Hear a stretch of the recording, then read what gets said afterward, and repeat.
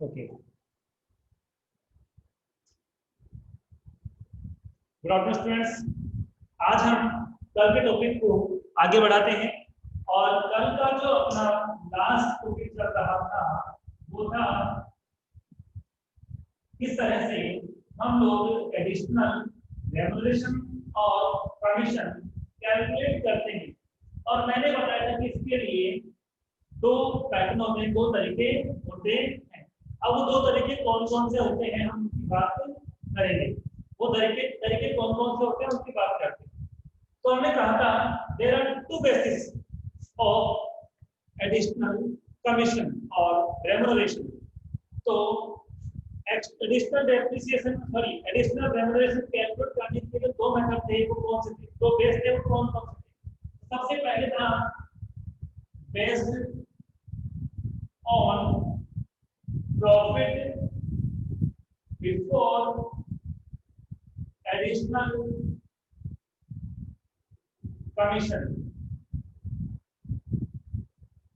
First जो base था वो ये था कि जो रेमुनरेशन है उससे पहले जो प्रॉफिट है उसी के बेस पे हमें रेमुनरेशन कैलकुलेट करना है। ओके, और सेकंड मैंने क्या बताया था, इतना चेंज था सेकंड में कि यहाँ फर्स्ट में बिफोर था तो सेकंड में आफ्टर होगा। I mean based on profit after additional commission. मैंने ये भी बताया था कमीशन हो सैलरी हो ये सब रेमुनरेशन के ही पार्ट होते हैं। Is this clear? अब दोनों केसेस में फॉर्मूला क्या होगा उसकी बात करते हैं। कल लास्ट में मैंने बताया कि रिपीट कर देता हूं क्योंकि फिर आप इसकी प्रैक्टिकली प्रैक्टिस करेंगे। तो देखिए फॉर्मूला क्या होगा, यहां लिखना पड़ेगा profit before additional commission into rate upon 100। Second की बात करूं तो यहां पर लिखा जाएगा profit before additional commission into rate upon 100। अब आप ये कहोगे कि सर दोनों में सेम तो हो ही नहीं सकता। एब्सोल्युटली दोनों में बिल्कुल भी सेम नहीं हो सकता है। तो फिर चेंज क्या होगा? चेंज ये होगा कि सेकंड वाले में हम लोग ये यूज करेंगे 100 प्लस आर यूज करेंगे। सेकंड वाले में हम लोग क्या यूज करेंगे? हम यूज करेंगे 100 प्लस आर। अब इसका रीजन क्या है, कारण क्या है कि हम लोग 100 प्लस आर कर रहे हैं? तो इसका रीजन ये है कि जिस कमीशन की बात हो रही है वो हमें पता ही नहीं है। जब कमीशन का अमाउंट ही हमें नहीं पता है तो उसके बाद के प्रॉफिट हमें कैसे पता होंगे?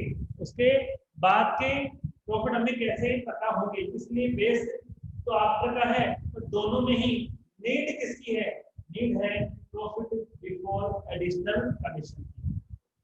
अब इसको और अच्छे से हम एक्सप्लेन करने के लिए अपने एग्जांपल लेते हैं। ठीक है, किस तरह से हम इसको शो करते हैं, इसकी कैलकुलेशन करते हैं। तो इसके एक एग्जांपल है इसका और एक इसमें एग्जांपल नंबर है 18 और दूसरे में है 9। तो मैं आपको क्वेश्चन नंबर 9 बताऊंगा। मैं आपको क्वेश्चन नंबर 9 बताऊंगा। ठीक है, तो सबसे पहले अपनी बुक निकाल लीजिए और एग्जांपल नंबर 9, एग्जांपल नंबर 9 देखिए। एग्जांपल नंबर 9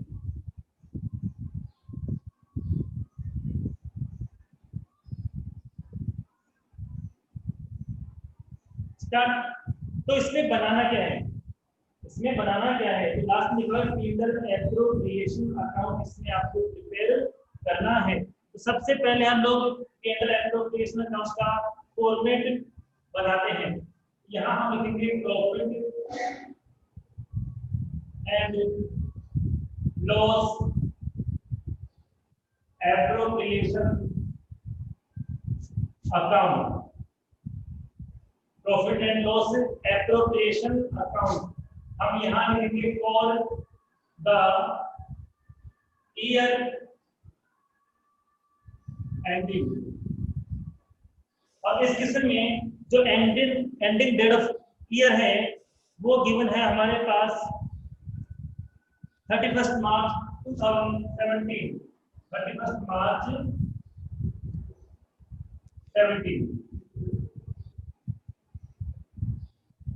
इस तरह से हमने इसका फॉर्मेट कंप्लीट कर लिया है। पर्टिकुलर अमाउंट ये इसका फॉर्मेट होता है। अब इसको किस तरह से करना है हम उसकी बात करते हैं। तो जब भी P&L एप्रोप्रिएशन हम लोग बनाते हैं, जब भी P&L एप्रोप्रिएशन अकाउंट हम लोग बनाते हैं तो सबसे पहले हमें किसकी नीड होती है? सबसे पहले हमें किसकी नीड होती है? यू नो वेरी वेल, सबसे पहले हमें नीड होती है बाय नेट प्रॉफिट की। हमें सबसे पहले किसकी नीड होती है? नेट प्रॉफिट की। और ये आता कहां से है? ये आता है P&L अकाउंट से। तो चेक करके बताइए कि इस क्वेश्चन के अंदर आई मीन क्वेश्चन नंबर 9 में हमारे पास नेट प्रॉफिट है कितना? तो लास्ट में लिखा है कि ऑल ट्रांजैक्शन से पहले बिफोर ऑल ट्रांजैक्शन 3,30,000 रुपीस का प्रॉफिट है। कितने का प्रॉफिट है? 3,30,000 का प्रॉफिट हमारे पास गिवन है। तो हम यहाँ पे सबसे पहले मेंशन करते हैं 3,30,000। अब हमें इस क्वेश्चन में क्या क्या इंफॉर्मेशन है वो देख लीजिए। तो याद रखना P&L एप्रोप्रिएशन अकाउंट में कौन से ट्रांजैक्शन हम लोग शो करते हैं? रेवेन्यू ट्रांजैक्शन जिनका रिलेशन किससे होता है? जिनका रिलेशन डेटा से होता है वो हम इसके अंदर शो करते हैं। कौन से करते हैं? जिनका रिलेशन पार्टनर से होता है। जिनका रिलेशन किससे होता है? पार्टनर से होता है। उन सभी को हम यहाँ पे शो करेंगे। देखते हैं वन बाय वन कि क्या क्या ट्रांजैक्शन है। सबसे पहले देखते हैं कि वेबो को 40,000 ईयरली सैलरी प्रोवाइड करनी है। वेबो को कितना amount as a salary provide करना है। इस क्वेश्चन में मेंशन है क्लियरली कि वेबो को 40,000 सैलरी पे करना है। नंबर ए में क्लियर आई थिंक आपको मिल गया होगा। तो सैलरी बिजनेस के लिए एक्सपेंस है और एक्सपेंस किससे डालते हैं? तो टू वेबहाउस सैलरी। और अमाउंट कितना आएगा? अमाउंट आएगा 40,000। अमाउंट कितना आएगा? 40,000। इस तरह से हमने एक बात को कर दिया कि जो इंफॉर्मेशन थी हमने उसको करेक्ट कर लिया है। हमने सैलरी को रिकॉर्ड कर लिया है। अब देखिए इसके बाद क्या करना है? इसके बाद क्या करना है? हमें देखना है कि सैलरी के बाद कौन सा ट्रांजैक्शन है। I mean interest on capital है, इंटरेस्ट ऑन ड्राइंग है, कौन सा ट्रांजैक्शन है वो हमें इसमें अब आगे चेक करना है। तो अब इसके अंदर जो पॉइंट नंबर बी है उसमें क्या है? After providing about salary 10% interest on capital to all partner. It means सभी पार्टनर्स को 10% इंटरेस्ट ऑन कैपिटल देना है। कितना देना है? 10% देना है। अब इस क्वेश्चन में हमें इंटरेस्ट चार्ज करने के लिए पहले कैपिटल का पता होना चाहिए। तो कैपिटल ओपनिंग दी हुई है, क्लोजिंग? जल्दी से बताइए, कैपिटल ओपनिंग दी गई है या कैपिटल?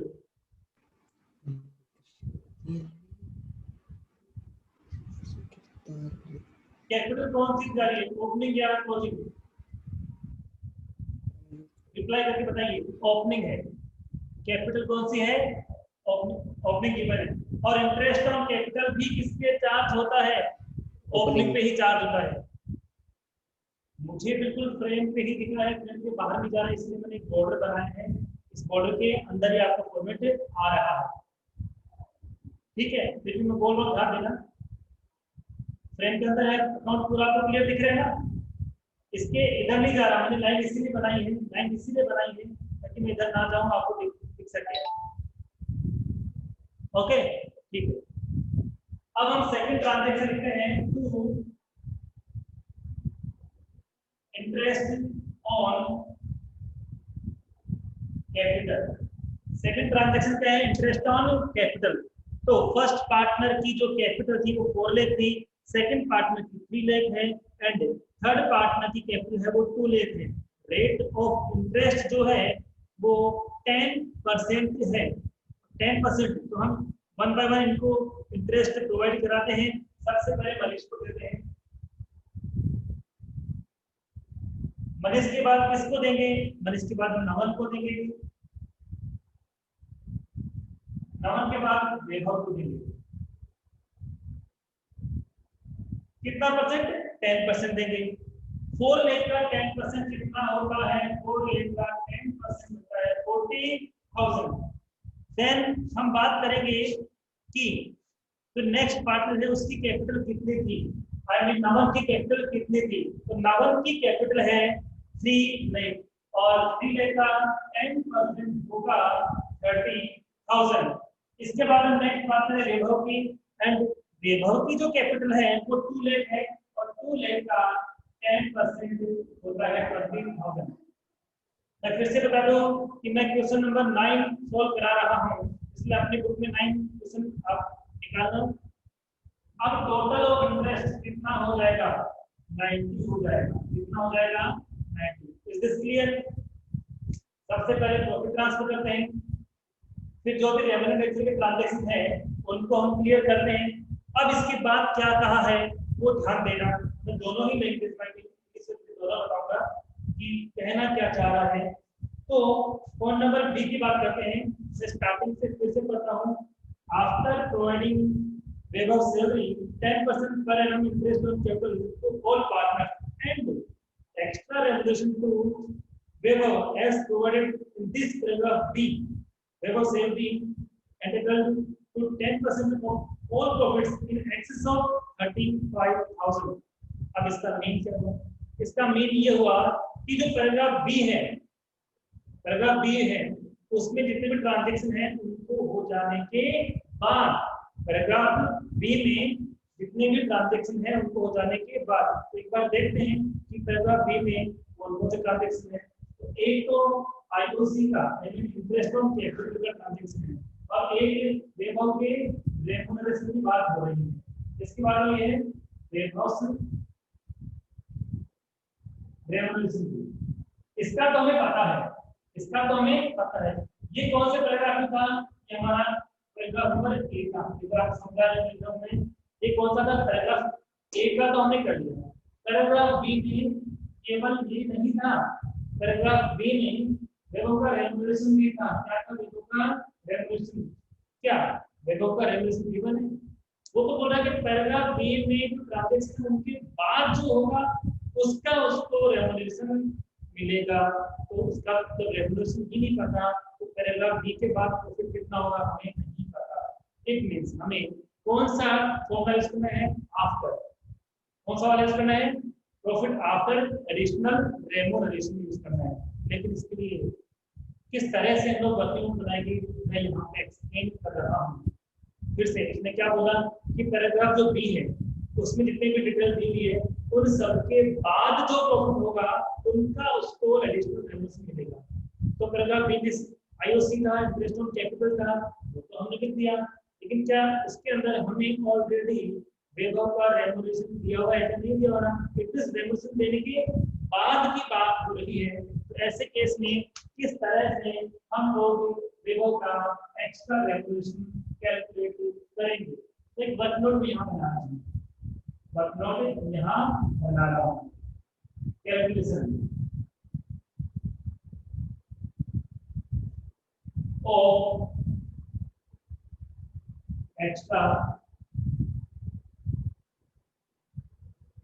रेम्युनरेशन, इसको टू वैभव, किसकी बात कर रहे हैं कि वैभव को कितना एक्स्ट्रा रेम्युनरेशन देना है, हम उसकी बात कर रहे हैं।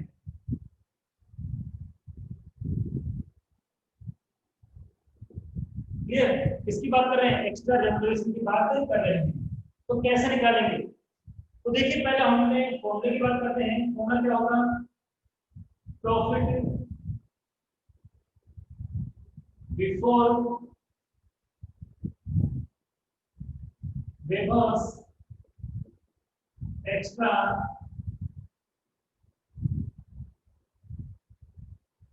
रेवल्यूशन।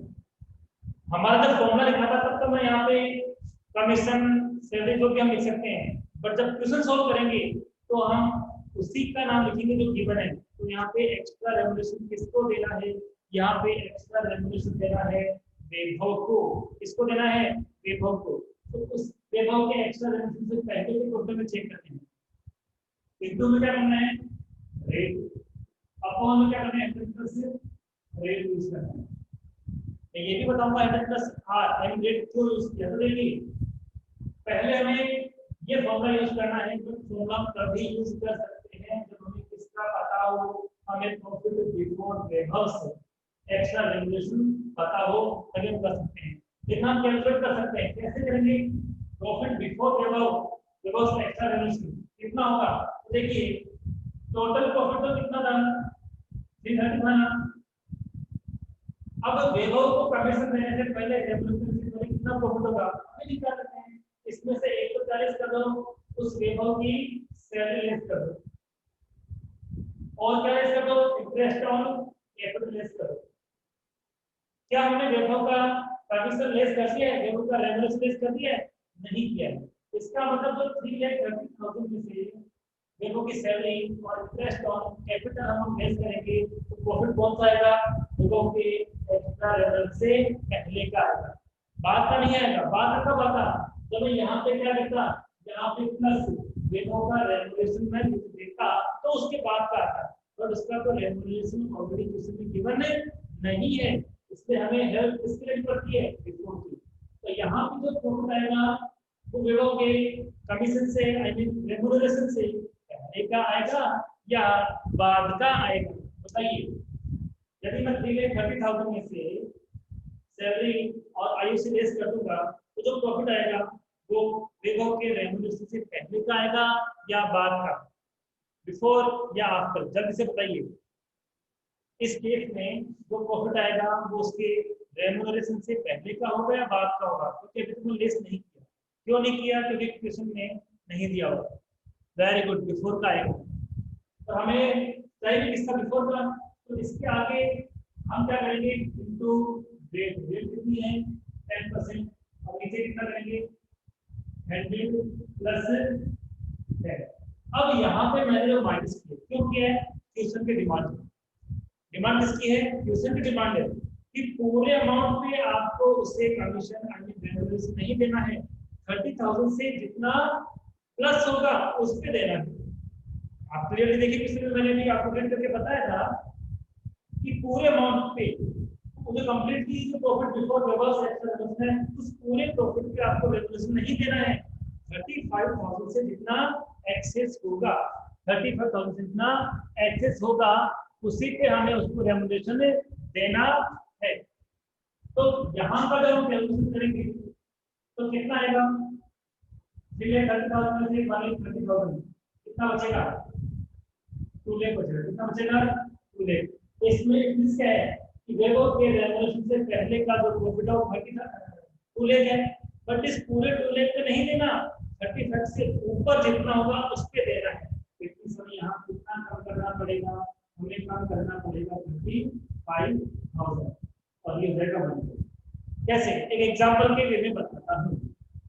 सपोज आपने कहीं पे as a sales representative job करना स्टार्ट किया है, और जब आपका अपॉइंटमेंट हुआ तो बात की सैलरी, तो आपको कहा गया कि आपको सैलरी तो मिलेगी, वो तो ठीक है 15,000 मिल जाएगी, बट अदर देन सैलरी आपको इंसेंटिव भी मिलेगा। बट इंसेंटिव कितना मिलेगा, उसने बोला कि आप 2 लाख तक सेल करोगे कुछ नहीं मिलेगा, 2 लाख तक सेल करोगे कुछ नहीं मिलेगा, बट 2 लाख रुपए से ज्यादा आप खुद सेल कर देते हो तो जितना ज्यादा आप सेल करोगे ना उस पर आपको कमीशन मिलेगा। वो चीज यहाँ पर है कि पूरे पे आपको रेवल्यूशन नहीं मिलेगा, 35,000 से ज्यादा जितना भी है उसको मिलेगा। टोटल कितना हुआ, 2 लेगा, 35 से ज्यादा कितना हुआ, हम कर दो नहीं 165 पे उसको मिलेगा। अब देखिए कितना हुआ, 165 हुआ, कितना हुआ 165, तो कितना करेंगे 10/100। फिर अब इसका मैं लॉजिक बताता हूँ 10/100 क्यों हुआ। ठीक है, कैसे हुआ तो देखिए, इसमें ये अज्यूम करते हैं कि सपोज जो 100 है वो क्या है, वो वेव के कमीशन से बाद का प्रॉफिट, क्योंकि बेस क्या था आफ्टर था, तो 100 क्या है, वेव के कमीशन के बाद का प्रॉफिट कितना है 100, लेकिन बाद का प्रॉफिट गिवन नहीं है, पता नहीं है, हमें कौन सा पता है, देखो इस 100 को बिफोर में कन्वर्ट करने के लिए हम उसको वापस क्या कहते हैं, ऐड कर देते हैं, और 10 क्या था, 10 का रेवोल्यूशन रेट थी वो क्या है, इसलिए हमने यहाँ पर 100 यूज किया है। अब हम इसको सोल्व करते हैं, अब हम इसको सोल्व करते हैं, तो किस तरह से सोल्व करेंगे, 11 जा 11, कितना बच गया 5, या 5 है, 11 5 जा 55, इट मींस देखो का जो एक्स्ट्रा रेवोल्यूशन है उसका अमाउंट कितना आएगा 15,000, और वो यहाँ लिख के देगा 2 रिवर्स एक्स्ट्रा रेवोल्यूशन आया कहां से, मेहनत करने सी वर्किंग नोट नंबर 1 से, ये एग्जाम में क्लियर करना है, सी वर्किंग नोट नंबर 1 कितना आया 15,000, ऑलवेज ऐसा ही करना है, आपको पहले क्या करना है, प्रॉफिट बिफोर रिवर्स रेवोल्यूशन या जो भी पार्टिकुलर पर्सन है उसके रेवोल्यूशन से उसके कमीशन से पहले का कैलकुलेट करना ही पड़ेगा, चाहे बेस कोई भी हो, फिर बेस पहले का है तो 100 बाद के बेस पे प्लस कितना कर देंगे आर कर देंगे, इज दिस क्लियर, क्या यहाँ तक समझ में आएगा, ऑलवेज इस चीज का ध्यान रखना कि फॉर्मूला जो फिक्स है उसको ध्यान रखना है, उसके अकॉर्डिंग काम करना। अब इतना काम तो हो गया, इसके बाद बात करते हैं कि इसके बाद क्या लैंग्वेज दी गई है, आई मीन पैराग्राफ सी में क्या कहा गया है, तो पैराग्राफ सी में क्या है, Naveen is to have 1/3 of the profit after charging all amount under A B और सी, ये कहा जा रहा है कि paragraph A paragraph B paragraph C तीनों का एडिशन करने के बाद जो अमाउंट होगा उसका 1/3 प्रॉफिट किसको मिलेगा, उसका 1/3 प्रॉफिट मिलेगा नवन को, तो क्या पैराग्राफ सी का, पैराग्राफ सी में तो किसकी बात हो रही है, नवन के 1/3 पार्ट की बात हो रही है, क्या हमें नवन का 1/3 पार्ट पता है क्या, नहीं पता ना, इन बात किसकी हो रही है 1/3 के बाद गिवन ए बी सी, देखिए बुक में ध्यान से, पैराग्राफ ए बी सी तीनों के बाद बोल रहे हैं, तो ए में तो क्या क्या था ओनली ये था, बी में दोनों हो गए, सी का तो कुछ पता ही नहीं है, और वैसे सी का नाम कैलकुलेट करेंगे तो आएगा नवन कैपिटल, प्रॉफिट ऑलवेज किस में आता है, कैपिटल में आता है, वो सी में आएगा, तो हमें वो तो पता ही नहीं है, तो उसने कहा सी के बाद जो हो गए इसमें से 1/3 मिलेगा, इसमें यहाँ भी वेक्टर कौन सा हो गया, सेकंड वाला हो गया, तो इसको कैसे कैलकुलेट करेंगे इसकी बात ही कर लेते हैं, कैलकुलेशन ऑफ नवंस, तो फॉर्मूला क्या बनेगा उसकी बात कर लेते हैं, फॉर्मूला बनेगा प्रॉफिट बिफोर नवंस प्रॉफिट, कि नवन के प्रॉफिट से पहले का प्रॉफिट कितना है इनटू रेट। अब देखिए मैंने थोड़ा सा चेंज कर दिया है, चेंज क्या किया है, इस बार मैंने 100 लिखा ही नहीं, जबकि ऊपर 100 लिख रहा था, तो वो क्या रीजन है कि मैंने 100 नहीं लिखा, तो सुनिए लिसन प्रॉपर्ली, रेट परसेंटेज में गिवन है तो ही 100 यूज करना है, रेट किस में गिवन है, रेट परसेंटेज में गिवन है तो ही हमें 100 यूज करना है, बट रेट जो है वो प्रोपोर्शनल में है तब हमें 1 यूज करना है, तो इसमें क्या बोला 1/3, क्या बोला हुआ है 1/3, 1/3 हो 2/3 हो 1/10 हो, इस तरह से प्रोपोर्शनल होगा तो ऑब्वियस यूज करना है 1, बट 10% 20% 15% उस केस में कितना यूज करना है, हमें यूज करना है, तो ध्यान रखना 1 का यूज करना है तो प्रोपोर्शन में हो, फ्रैक्शंस में हो, और 100 का यूज करना है जब परसेंटेज में हो, इज दिस क्लियर। अब हम इसकी बात करते हैं कि प्रॉफिट बिफोर डिफरेंस प्रॉफिट कितना होगा, तो देखिए वापस यहाँ से करते हैं, तो टोटल कितना था 330 का, उसने कहा कि एडजस्टमेंट ए के बाद, तो एडजस्टमेंट ए में तो केवल लेबर की सैलरी थी, उसने कहा बी के बाद, बी में दोनों थे, 90 का भी था और 15 का भी था। उसने तो सी के बाद भी बोला, बट सी का तो पता ही नहीं है ना, इसीलिए हमने बिफोर नमस प्रॉफिट लिखा इनटू 1/3 अपॉन 1 + 1/3। इसको सॉल्व करते हैं, इसको सॉल्व करते हैं 330 में से जब इसको लेस करेंगे तो ये आएगा 185। कितना आएगा 185 इनटू 1/3। इसको सॉल्व करते हैं 1 + 1/3 को सॉल्व करते हैं तो कितना आएगा 1। इसको सॉल्व करेंगे तो कितना आएगा, एलसीएम लेके सॉल्व करना पड़ेगा। तो दोनों आपको डिफरेंशियल करना कैसे एलसीएम लेते हैं कुछ नहीं तो बनवा लिया। हालांकि अब तो क्लास में वो सबको आता है, इतना नहीं मानता सबको आता है, मैं समझाऊंगा। देखिए तो यहाँ पे एलसीएम 3 आएगा, तो 3 + 1 इट मींस कितना है 4/3 आ रहा है ना। अब मैं इसको डालता हूँ ताकि आपको समझ में आ जाए कितना आएगा 4/3। अब इसको सोल्व कैसे करना होता है, तो आगे देखिए इसको सोल्व करना होता है कि ये वैल्यू आएगी बदले 55,000 ऐसे रहेगा और कर भी ऐसे रहेगा।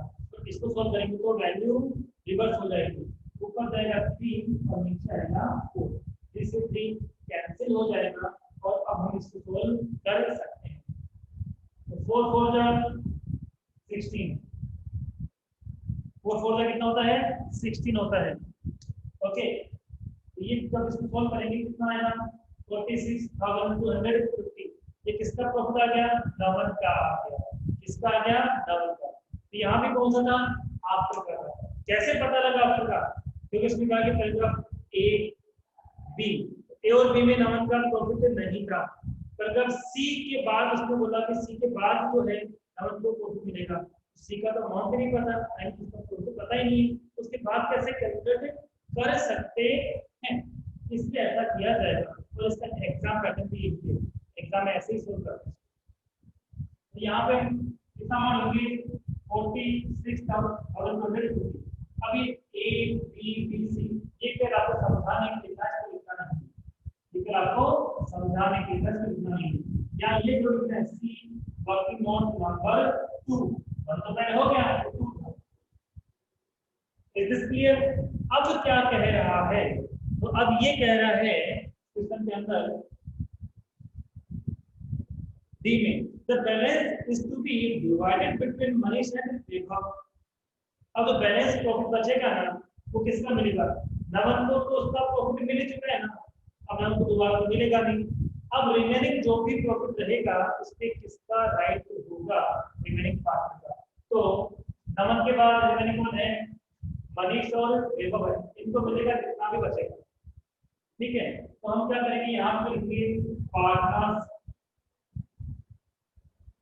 Capital account, partners capital account. थोड़ा सा कतरा है तो बोल रहा हूँ, नवंस कैपिटल अकाउंट, इसमें भी कितना है 46,250। यहाँ तो लिखा हुआ ध्यान में क्या लिया है 2, इसके नीचे बोल रहा हूँ मैं, इसके नीचे बोल रहा हूँ 2 पार्टनर्स, थोड़ा यहाँ लिखा हूँ 2 पार्टनर्स कैपिटल अकाउंट। किसका आएगा, एक तो मनीष का आएगा, एक वैभव का आएगा। किसका आएगा, मनीष और वैभव का।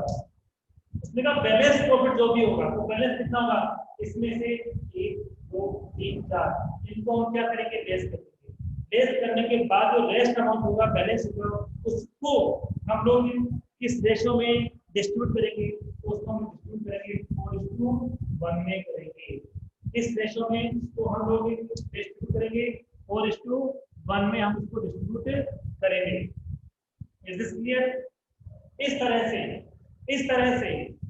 तरह का टॉपिक किया जाता है। ये भी आपकी समझ में आ गया तो उसमें कुछ भी नहीं है। बेस कितने हैं, there are 2 basis. First base कौन सा है, बिफोर चार्जिंग, अब कमीशन की बात करें तो बिफोर चार्जिंग कमीशन, रेमुनरेशन की बात करें तो बिफोर चार्जिंग रेमुनरेशन, एक तो बेस है। एक क्या था आफ्टर चार्जिंग, ठीक है। पर जब फॉर्मूला बनाएंगे तो दोनों में ही बेस तो डिफरेंट है, पर जो हमारा फॉर्मूला है उसमें किसकी नीड होगी, बिफोर की नीड होगी, आफ्टर नहीं कैलकुलेट कर सकते। तो फिर चेंज क्या करना है, आफ्टर के केस में हम लोगों को या तो 100 प्लस आर लिखना है या फिर 1 प्लस आर लिखना है। 100 प्लस आर कब लिखना है? जब रेट किसमें गिवन होगी, जब रेट परसेंटेज में गिवन होगी तो हमें 100 प्लस आर यूज करना है। बट रेट रेट फ्रैक्शन में होगी, प्रोपोर्शन में होगी, तो उस केस में हमें 1 यूज करना है। तो आई थिंक अब आप आराम से कर सकते हो। तो अब आगे क्या करना होगा हम लोगों को? अब हमें क्या करना है, 330 में से rest amount of profit, balance of profit calculate करने के लिए 3,30,000 में से इसको प्लस इसको प्लस इसको और प्लस इसको 330 में से इन चारों को ऐड करके हमें 330 में से इसको लेस करना होगा। और उसके बाद जो रिमेनिंग रहेगा उसको हम कौन से रेशियो में, 4:1 में इन दोनों में डिस्ट्रीब्यूट कर देंगे। इस तरह से आपका इक्वेशन क्लियर। अब मैं इसमें पार्टनर्स नहीं बना पाऊंगा, इस केस नहीं मतलब बोल रहा हूँ, समझा रहा हूँ, ठीक है। वीडियो को बार बार आप देखना, आपको कुछ समझ में आ जाएगा, ठीक है। नहीं है तो मुझे कॉल करके पूछ सकते हो, मैसेज से नहीं, आप कॉल करके पूछ सकते हो, ओके। अब पार्टनर्स कैपिटल अकाउंट बनाएंगे तो सबसे पहले क्या करते हैं, पार्टनर्स कैपिटल अकाउंट बनाते हैं तो सबसे पहले हम लोग बैलेंस बीडी लिखते हैं। क्या लिखते हैं? Balance BD. तो आप मुझे बताइए कि पार्टनर्स कैपिटल अकाउंट में बैलेंस बीडी 2 में लिखेंगे या बाई में लिखेंगे? जब हम पार्टनर्स कैपिटल अकाउंट बनाएंगे तो बैलेंस बीडी 2 में लिखेंगे या बाई में लिखेंगे? जल्दी से बताइए। जब पार्टनर्स कैपिटल अकाउंट बनाएंगे 2 में लिखेंगे या बाई में? अब इसे गुड आंसर, बट इसका रीजन बता सकते हो मुझे कि बाई में ही क्यों रहेगा? आंसर करेक्ट है, but I want to the reason, I want to know the reason. तो मैंने आपको क्या बताया था, लायबिलिटीज का बैलेंस क्रेडिट होता है इसलिए क्रेडिट साइड में आएगा। एसेट्स का बैलेंस डेबिट होता है इसलिए डेबिट साइड में आएगा। Is this clear? तो कैपिटल अकाउंट तो लायबिलिटीज ही है ना, इसलिए बाई में, ठीक है। उसके बाद मैंने क्या बोला था कि कैपिटल यदि आपकी अप होती है, बढ़ती है, तो उसको डीआर साइड में लिखना है पार्टनर्स कैपिटल अकाउंट के, या फिर सीआर साइड में मेंशन करना है, ये बता दीजिए। कैपिटल अप होगी तो पार्टनर्स कैपिटल अकाउंट के डीआर साइड में लिखना है या फिर सीआर साइड में लिखना है, ये भी बता दीजिए। कॉमन रूल है, कैपिटल अप होगी तो डीआर साइड में लिखना है, सीआर साइड में, एब्सोल्युटली सीआर साइड में, क्योंकि कैपिटल अप होती है तो सीआर करते हैं, ठीक है। तो क्या क्या आएगा सीआर साइड में? तो देखिए क्या क्या आएगा, देखो सैलरी आएगी, बाय देखो सैलरी सीआर साइड में, बाय इंटरेस्ट ऑन कैपिटल कहां पे आएगा? सीआर साइड में आएगा। बाय वेलोस एक्स्ट्रा रेगुलेशन कहां आएगा? सीआर साइड में आएगा, ठीक है। बाय पार्टनर्स कैपिटल अकाउंट में जो लिखेंगे कितना से बाई कहां से आना प्रॉफिट, तो बाई पीएनएल एप्रोप्रिएशन के नाम से हम क्या करेंगे, इस प्रॉफिट को out of balance profit divide करेंगे 4:1 में। इन तीनों का जो अमाउंट है वो कहां जाएगा? पार्टनर्स कैपिटल में ही आएगा, और किस नाम से आएगा? By PNL appropriation account. किस नाम से आएगा? तो पार्टनर्स कैपिटल अकाउंट के अंदर जो प्रॉफिट आता है वो कहां से आता है? इससे आता है, इसलिए क्या लिखेंगे? By profit and loss appropriation account. इस तरह से वो साइड को हमने पूरी कर दी। अब क्या हमारे पास कोई ड्राइंग्स या अगर कोई ट्रांजैक्शन है क्या? तो लास्ट में, सबसे लास्ट में यहाँ हमारे पास ड्राइंग है। ड्राइंग कितना कितना है? 20,000, 15,000 एंड 10,000। कितना कितना है? 20,000, 15,000 और 10,000। क्या ये भी शेयर साइड में आएगा? क्या ड्राइंग भी शेयर साइड में आएगा? रिप्लाई नहीं। क्या ड्राइंग भी शेयर साइड में आएगा क्या?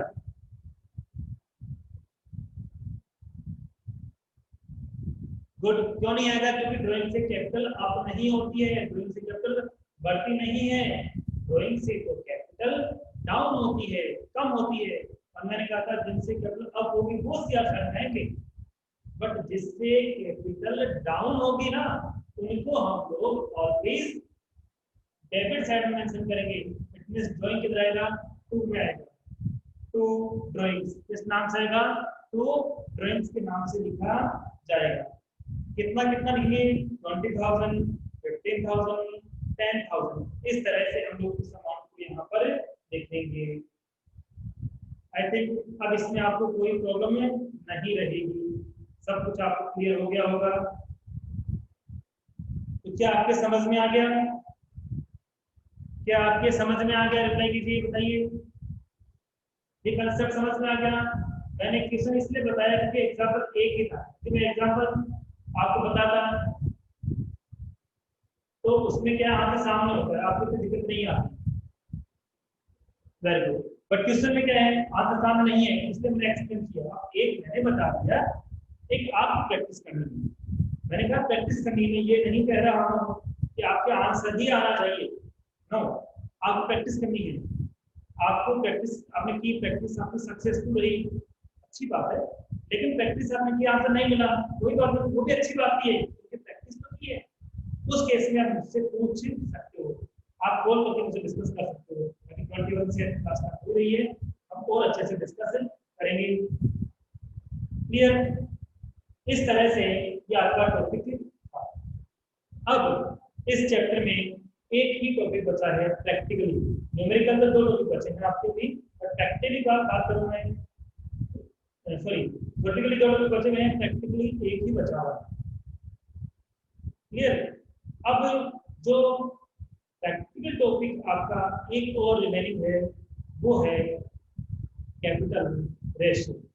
कई बार क्वेश्चन में आपसे कहा जाता है कि कैपिटल रेशियो कैलकुलेट करो, आप लोगों से तो बहुत इजी है। हाँ इजी है, कब, जब आपको पता है कि एक ही बार कैपिटल गिवन है, बस लाइक 4 लाइक 3 लाइक 2 लाइक, बार बार ना तो एडिशनल कैपिटल है और ना ही कैपिटल विड्रॉल है, तो वही रहनी है, तो आप रेशियो कैलकुलेट कर सकते हो। कैसे कर सकते हो, सपोज मैंने एग्जांपल दिया 4 लाइक 2 लाइक और 1 लाइक, मैंने एग्जांपल आपको दिया, 4:2:1, कोई भी निकाल देगा, कोई भी कैलकुलेट कर लेगा। बट मैं कह रहा हूँ ये इतनी इजी कंडीशन का आंसर नहीं देगा आपको। वो इसमें जैसे कोई पार्टनर एडिशनल कैपिटल इंट्रोड्यूस कर रहा है, लगा रहा है, कोई पार्टनर कैपिटल विड्रॉल कर रहा है, सारा नेचर वो एक साथ उसी ईयर में हो रहा है, सेम ईयर में हो रहा है। अब किस तरह से हम लोग कैपिटल रेशियो कैलकुलेट करेंगे, वो हमारे टॉपिक की बात है। इज इट क्लियर, बहुत सारा टॉपिक बाकी है। इस तरह से कैपिटल रेशियो हम लोग कैलकुलेट करते हैं। देखते कितना टाइम हमारे पास होगा, 3 मिनट के बाद क्लास ऑटोमेटिकली ऑफ हो जाती है जो उनकी लिमिटेशन के लिए। फिर भी कोशिश करते हैं। सबसे पहले मैं इसको रेज करता हूँ। इसमें वैसे होता क्या है, मैं आपको बता देता हूँ कि जब कैपिटल रेशियो कैलकुलेट करते हैं तो उसके लिए हमें प्रोडक्ट का यूज करना होता है। इसका यूज करना होता है प्रोडक्ट का। अब प्रोडक्ट का हमने एक और जगह भी यूज किया था, और वो कहाँ किया था, तो हमने एक और जगह यूज किया था, तो इंटरेस्ट कैलकुलेट करने के लिए प्रोडक्ट मेथड भी यूज किया था। बट प्रोडक्ट का मतलब तो केवल गुणनफल होता है, मल्टीप्लिकेशन होता है, ठीक है। तो यहाँ पे प्रोडक्ट मेथड तो है, बट उस पैटर्न से नहीं है, अलग है। इंटरेस्ट कैलकुलेट करने के लिए प्रोडक्ट अलग तरीके से कैलकुलेट होता है, इंटरेस्ट कैलकुलेट करने के लिए प्रोडक्ट अलग तरीके से कैलकुलेट होता है, और कैपिटल रेशियो कैलकुलेट करने के लिए आपका जो प्रोडक्ट है वो अलग तरीके से कैलकुलेट होता है। तो जो प्रोडक्ट का रेशियो आता है वही आपको क्या बनेगा, प्रोडक्ट का जो रेशियो बनेगा वही आपका कैपिटल रेशियो भी बनेगा। और प्रोफेसर वो कैपिटल रेशियो वो प्रोडक्ट किस तरह से कैलकुलेट करते हैं तो मैं उसकी बात करता हूँ। फोर्थ क्वेश्चन है इसका, क्वेश्चन नंबर 4 इसी का है। एक बार सभी स्टूडेंट्स फोर्थ क्वेश्चन को प्रॉपर वे में रीड कीजिए।